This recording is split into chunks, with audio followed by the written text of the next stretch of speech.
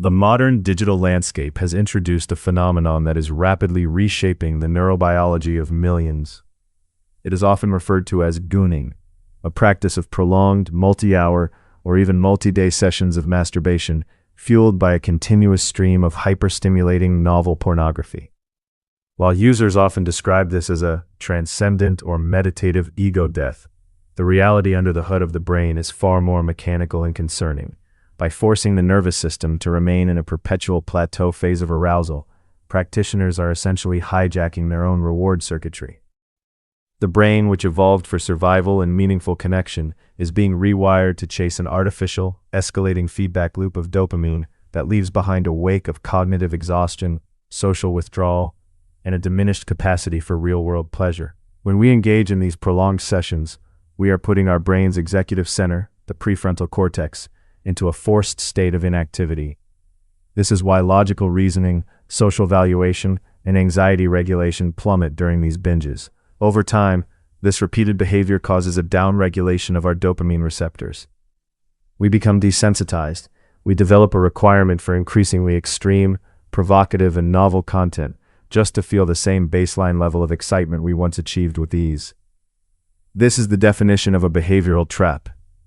The connectivity between our emotional centers and our logical centers is physically weakened, leading to increased impulsivity, cognitive rigidity, and ironically a profound sense of loneliness and shame once the screen goes black.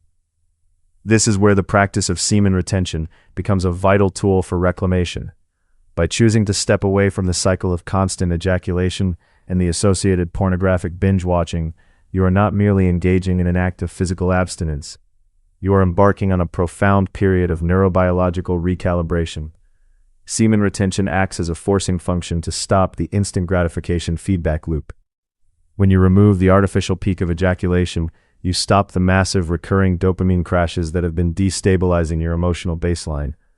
It allows the brain's chemical environment to stabilize, the fog begins to lift, and the high-threshold artificial stimulation of pornography loses its grip on your neural pathways. As you remain in a state of retention, you will likely notice a significant shift in your executive functioning. Without the constant, draining preoccupation with sexual impulses, that immense reserve of mental energy is suddenly available for other pursuits. Many report an increase in focus, an improved ability to shift attention, and a strengthening of the very brain connections that were previously weakened by overstimulation. It is a process of resensitization. By removing the flood of artificial noise, the subtle, quiet rewards of everyday life, a conversation, a workout, a creative project, begin to register with intensity again. You are essentially teaching your brain that it does not need a hyperstimulating screen to feel alive. You are teaching your nervous system to be content and regulated in its own natural state. Returning to a normal state is not about repression. It is about liberation from a cycle that no longer serves your well-being. It is a commitment to reclaiming the autonomy of your own mind.